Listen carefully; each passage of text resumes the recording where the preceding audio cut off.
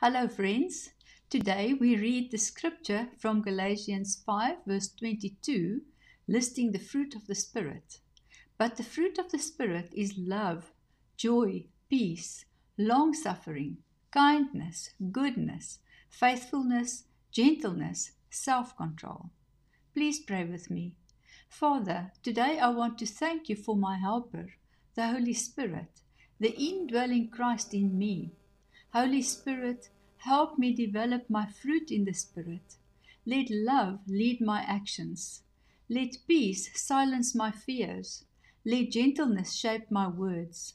I surrender the parts of me that stir division or impatience. Root out the weeds of pride, envy, and selfish ambition. Make me a person who brings unity wherever I go, in the family, in the workplace, and in the church. Let my life overflow with a fruit that reflects your nature.